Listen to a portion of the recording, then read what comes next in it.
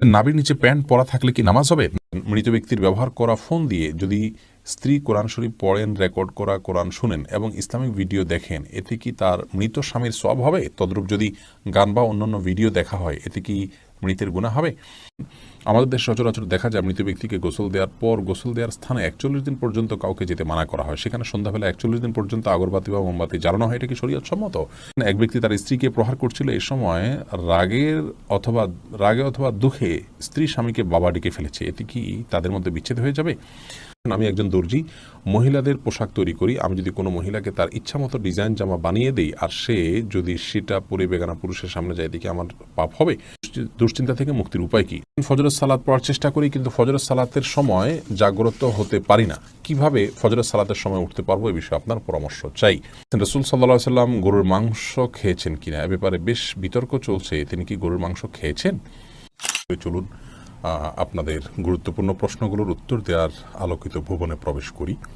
ফাহাদ ফাতেমা জানতে চেয়েছেন, মৃত ব্যক্তির ব্যবহার করা ফোন দিয়ে যদি স্ত্রী কোরআন শরীফ পড়েন, রেকর্ড করা কোরআন শুনেন এবং ইসলামিক ভিডিও দেখেন, এতে কি তার মৃত স্বামীর সওয়াব হবে? তদ্রূপ যদি গান বা অন্যান্য ভিডিও দেখা হয়, এতে কি মৃতের গুনাহ হবে?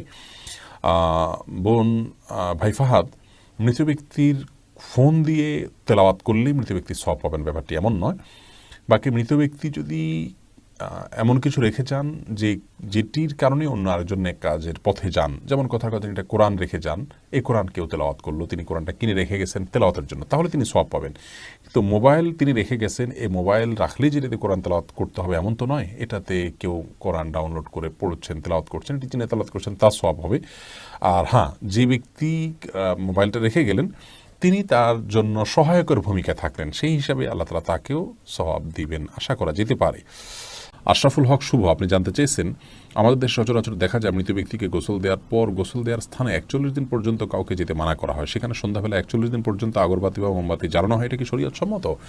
কোনো জায়গায় মৃত ব্যক্তিকে গোসল দেওয়া হলে সেখানে এই প্রথাটি আমাদের সমাজে অনেক ক্ষেত্রেই প্রচলিত আছে, যে আগরবাতি বা মোমবাতি ইত্যাদি সেখানে আপনার জ্বালানো হয় এবং সন্ধ্যাবেলা ৪১ দিন পর্যন্ত এই কাজটি করা হয়। কেউ সেখানে যেতে চাইলে নিষেধ করা হয়। এটি সম্পূর্ণ কুসংস্কার এবং এ ধরনের বিশ্বাসগুলো শিরকি বিশ্বাস, কুসংস্কারচ্ছন্ন বিশ্বাস। এর বেশিরভাগই এসছে হিন্দু সমাজ থেকে। একজন মুসলমানের এই সমস্ত কুসংস্কারকে বর্জন করা উচিত। যেখানে গোসল দেওয়া হবে সে জায়গার বিশেষ কোনো বিধান নাই, সেটা অন্য 10টা জায়গার মতোই একটি জায়গা। এমজাউল্লাহ, আপনি জানতে চেয়েছেন, এক ব্যক্তি তার স্ত্রীকে প্রহার করছিল, এ সময় রাগে অথবা দুঃখে স্ত্রী স্বামীকে বাবা ডেকে ফেলেছে, এতে কি তাদের মধ্যে বিচ্ছেদ হয়ে যাবে? না, কোনো স্ত্রী যদি তার স্বামীকে বাবা ডেকে ফেলেন তাহলে এতে তাদের মধ্যে সম্পর্ক নষ্ট হবে না, এবং এই কথাটা ফতোয়ায়ে স্বামীর ব্যাখ্যা অনুপাতে এটি কালামে লাগভ বা অনর্থক কথা হিসাবে বিবেচিত হবে। এটার কারণে কোনো কিছু তাদের উপরে আরোপ হবে না। তবে হ্যাঁ, স্বামী যদি তার স্ত্রীকে বলেন তুমি আমার জন্য আমার মায়ের মতো, বোনের মতো, তাহলে এটাকে জেহার বলা হয়। এই জেহারের যদি কাফারা দেওয়া হয় তাহলে তার জন্য তার সাথে স্বাভাবিক জীবনযাপন করা বৈধ, আর তা না হলে সেক্ষেত্রে ভিন্ন বিধান তাদের উপরে আরোপিত হবে। কিন্তু স্ত্রী যদি এটা বলেন তাহলে তাতে কিছুই হবে না। আব্দুর রহমান জানতে চেয়েছেন, আমি একজন দর্জি, মহিলাদের পোশাক তৈরি করি। আমি যদি কোনো মহিলাকে তার ইচ্ছা মতো ডিজাইন জামা বানিয়ে দেই আর সে যদি সেটা পরে বেগানা পুরুষের সামনে যায়, দেখি আমার পাপ হবে?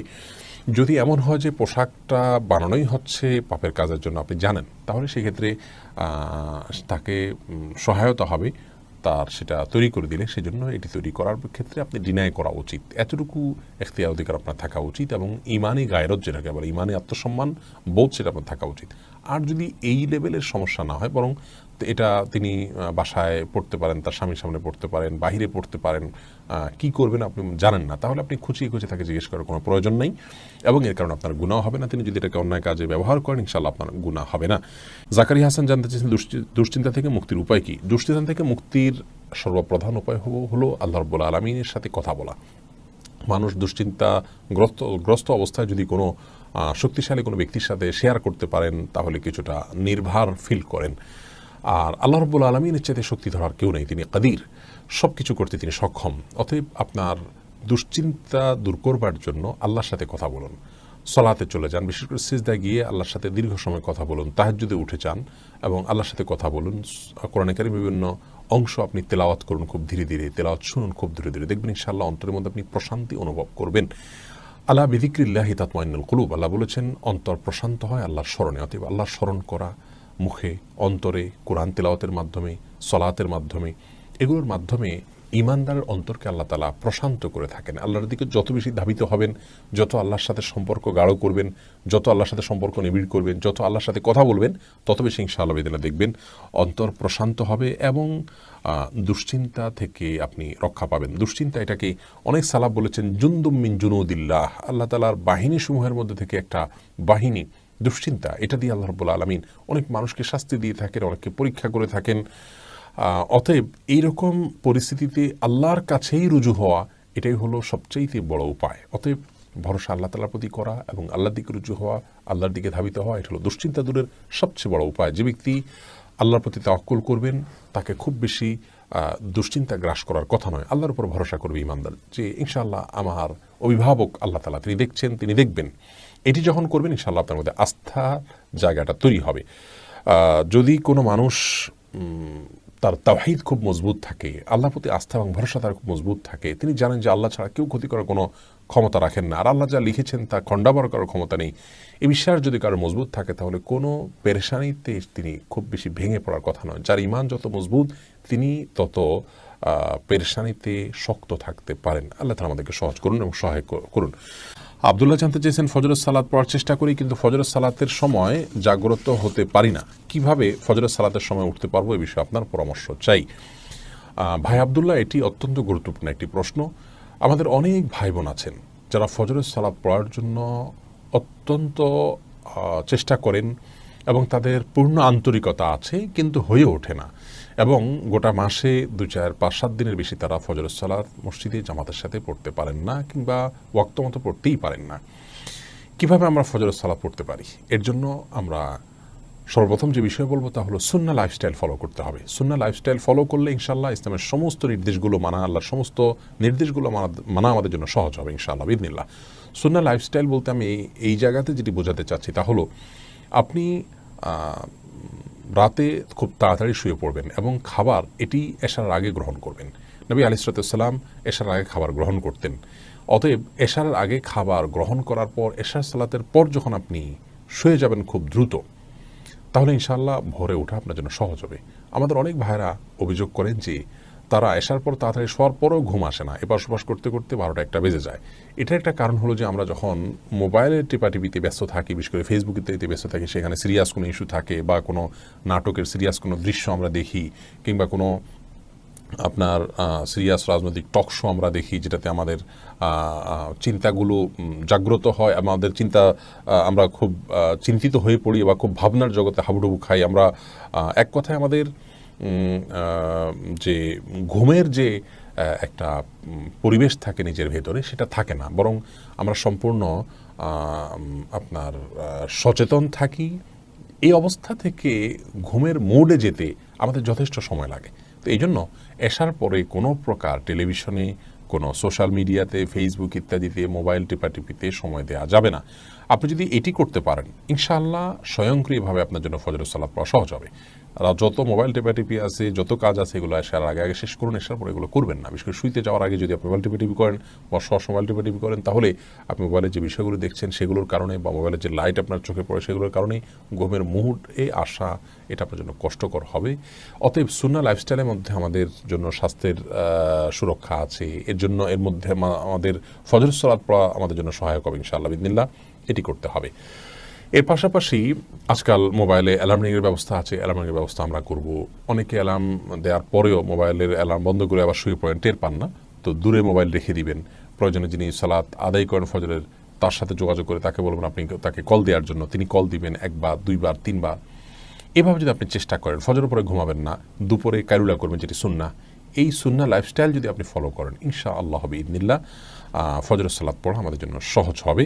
সেই সাথে আরেকটা কাজ আপনি করতে পারেন, সেটা হলো কখনো নিজের ফজরের সালাত ছুটে গেলে বা জামাত ছুটে গেলে নিজের প্রতি নিজে অর্থদণ্ড আরোপ করে দেন, যে আমার ফজরের সালাত ছুটে গেলে আমি এত টাকা দণ্ড দিব, 10 টাকা, 20 টাকা, 50 টাকা, বা 2 রাকাত নফল সালাত পড়বো। এটি কোনো সুন্নাহ নয়, এটি নিজের প্রতি নিজে আত্মসংশোধনের জন্য নিজে থেকে নিজেকে শাসন করা। তো এটির মাধ্যমে ইনশাআল্লাহ বিদিল্লাহ ফজরের সালাতে নিয়মিত হওয়া সহজ হবে। আর শেষে আল্লাহর কাছে দোয়া তো করতেই হবে, আল্লাহ তাআলা আমাদেরকে সহজ করুন। জাহিদ, আপনি জানতে চেয়েছেন রাসূল সাল্লাল্লাহু আলাইহি সাল্লাম গরুর মাংস খেয়েছেন কিনা, এ ব্যাপারে বেশ বিতর্ক চলছে, তিনি কি গরুর মাংস খেয়েছেন? ভাই জাহিদ, প্রথম কথা হলো গরুর গোশত এটি হালাল হওয়ার জন্য রাসূল আকরাম সাল্লাল্লাহু আলাইহি সাল্লামের খাওয়া শর্ত নয়। তিনি কোনো কিছু না খেলেই সেটি হারাম হয়ে যাবে, ব্যাপারটি এমন নয়। আল্লাহ রাব্বুল আলামিন কোরআনে হাকিমের একাধিক আয়াতে গরুর গোশত হালাল হওয়ার বিষয় ইঙ্গিত দিয়েছেন। যেমন সূরা আনআমের যথাসম্ভব 147 নম্বর আয়াতে আল্লাহ রাব্বুল আলামিন বলেছেন, ওয়ামিনাল ইবিল ইসনাইনি ওয়ামিনাল বাকার ইসনাইনি কুল হাররামা ইলা আখির আয়াহ। এই আয়াতে আল্লাহ রাব্বুল আলামিন সুস্পষ্টভাবে গরুর যে গোশত বা গরু এটা হালাল এই বিষয়টিকে আল্লাহ তাআলা ইঙ্গিত করেছেন। গরুর যে আপনার যাকাত কালেকশনের নির্দেশ আল্লাহ তাআলা দিয়েছেন, সেটি কেন, যদি সেটি হারামই হয় তার গোশত। এক্ষেত্রে একটি হাদিসের কথা আমরা অনেকে শুনে থাকি এবং বিভিন্ন হাদিসের কিতাবে একটা হাদিস বর্ণিত হয়েছে যে গরুর গোশতের মধ্যে রোগ আছে, ফি লাহমিহি দাওয়া দা ও ফি লাবানিহি দাওয়া। গরুর দুধের মধ্যে শেফা বা আরোগ্য রয়েছে, কিন্তু গোশতের মধ্যে অসুস্থতা রয়েছে, এরকম একটি হাদিস পাওয়া যায়। এই হাদিসকে মুহাদ্দিসদের অনেকে সহিহ বলেছেন, আলবানী রাহিমাহুল্লাহ সহিহ বলেছেন, কিন্তু অনেক মুহাদ্দিসিন ইকরাম এটিকে দাঈফ মুনকার বলেছেন। শেখ ইবনে উসাইমিন রাহিমাহুল্লাহকে এক প্রশ্ন করার তিনি এটাকে জাল বলেছেন, যে এটা মাকজুব, নবী করিম সাল্লাল্লাহু আলাইহি ওয়াসাল্লামের প্রতি এটা মিথ্যাচারের শামিল। যা কারণ হলো যে আল্লাহ রাব্বুল আলামিন যে পশুকে হালাল করেছেন আমাদের জন্য, কোরআনে কারিমে বিভিন্ন আয়াতে তার ইঙ্গিত পাওয়া যায়, এবং যাকাত যে নিতে বলা হয়েছে গরুর, সেটি গরুর তো এটা বাহন হিসেবে আল্লাহ তাআলা রাখেননি। অতএব এটি যদি খাওয়া হারাম হতো তাহলে আল্লাহ রাব্বুল আলামিন সেটিকে আমাদের জন্য যাকাত যোগ্য সম্পদের মধ্যে গণ্য করতেন না, এবং কোরআনে কারিমে আয়াতে সেই ইঙ্গিত আল্লাহ তাআলা দিতেন না। অতএব এখান থেকে বোঝা যায় যে একটা উপকারী অনুপকারী জিনিসকে আল্লাহ তাআলা আমাদের জন্য হারাম করতেন না। তো যাই হোক, গরুর গোশত খাওয়া হালাল, এতে পৃথিবীর কোনো আলেমের দ্বিমত আছে বলে আমাদের জানা নেই, সবাই একমত। হ্যাঁ, এই হাদিসকে যারা সহিহ বলেন সে সমস্ত ওলামা ইকরাম আবার এটা ব্যাখ্যাও করেন যে আসলে এর মাধ্যমে নবী সাল্লাল্লাহু আলাইহি সাল্লামের উদ্দেশ্য ছিল যে হেজাজ বা খুব বেশি গরমের এলাকায় গরুর গোশতটা মানুষের শরীরের সাথে খুব একটা যায় না, সেই জন্য সেখানের জন্য তিনি এটি বলেছেন। এটা সাধারণ বা স্বাভাবিকভাবে সব জায়গার জন্য সকলের জন্য বলেননি, এরকম একটা ব্যাখ্যা অনেক ওলামা ইকরাম করে থাকেন। যাই হোক, এখন আসি মূল বিষয়, নবী সাল্লাল্লাহু আলাইহি সাল্লাম গরুর গোশত খেয়েছেন কিনা। এই বিষয়ে সরাসরি উনি খেয়েছেন এরকম কোনো রেওয়ায়েত আমার জানা নেই, তবে বুখারী মুসলিমের একটি বর্ণনা আছে, যে বর্ণনা থেকে বোঝা যায় নবী সাল্লাল্লাহু আলাইহি সাল্লাম সিরার নামক একটি জায়গায় এসেছেন, সেখানে আসার পর সাহাবা ইকরামদেরকে গরু জবের নির্দেশ করেছেন, ফা আকালু মিনহা, হাদিসের ভাষ্য হলো অতঃপর তারা সেখান থেকে খেয়েছেন। তারা সেখান থেকে খেয়েছেন, এখান থেকে সাহাবা ইকরাম যে খেয়েছেন এটি স্পষ্ট, নবী সাল্লাল্লাহু আলাইহি সাল্লাম তাদের সাথে ছিলেন, অতএব তিনিও খেয়েছেন, সেটাই স্বাভাবিকভাবে এখান থেকে বুঝে আসে। কিন্তু এর মানে এই নয় যে গরু গোশত খাওয়ার বিশেষ ফজিলত আছে এবং সে না খেলে গুনাহ হবে, এরকম বিষয় না। নবী সাল্লাল্লাহু আলাইহি সাল্লাম এবং সাহাবা একরাম গরু জবে করেছেন, বিশেষ করে নবী সাল্লাল্লাহু আলাইহি সাল্লাম গরু জবে করেছেন আপনার হজে কিংবা কোরবানিতে, এরকম বিভিন্ন বর্ণনা পাওয়া যায়। আমাদের ভারতে যে সমস্ত ভাইয়েরা বসবাস করছেন, আমি বিশেষ করে তাদেরকে বলবো, অনেকে আমাদেরকে দেখছেন ভারত থেকে, আমাদের অনেক দর্শকরা দেখে থাকেন এই অনুষ্ঠান, তাদেরকে আমরা বলবো যে আপনাদের এলাকাগুলোতে যেখানে গরুর গোশত খেতে গেলে, গরু জবে করলে, গোশত সংরক্ষণ করতে গেলে আপনারা জীবন হুমকির মধ্যে পড়ে যায়, এরকম পরিস্থিতিতে আপনারা গরু গোশত খাওয়ার জন্য কষ্ট করতে যাবেন না। অনেকে মনে করে গরু গোশত না খেলে বোধহয় পাক্কা মুসলমান হওয়া যায় না, এটা খুব অল্প সংখ্যক মানুষ মনে করেন, তো এটি আমাদের ভুল ধারণা। গরু গোশত খাওয়ার জন্য আপনার জীবনকে হুমকির মধ্যে ফেলে দেওয়া এটা কোনো অবস্থাতে উচিত নয়। আপনাকে হালাল জিনিস খেতে যদি বাধা দেয় কেউ, জুলুম এবং আপনার প্রতি নিপীড়নমূলক আচরণ করে, তাহলে সেক্ষেত্রে আপনার জীবন রক্ষার জন্য, জীবন নিরাপত্তার জন্য আপনি এটি পরিহার করলে সেটি আপনার জন্য সম্পূর্ণ জায়েজ আছে। এমনি তুহিন আলী জানতেছেন, নাভির নিচে প্যান্ট পরা থাকলে কি নামাজ হবে? নাভির নিচে প্যান্ট পরা আছে কিন্তু নাভিটা দেখা যাচ্ছে না, উপরে আপনার কোনো কাপড় চোপড় আছে, তাহলে নামাজ হয়ে যাবে, কোনো অসুবিধা নেই।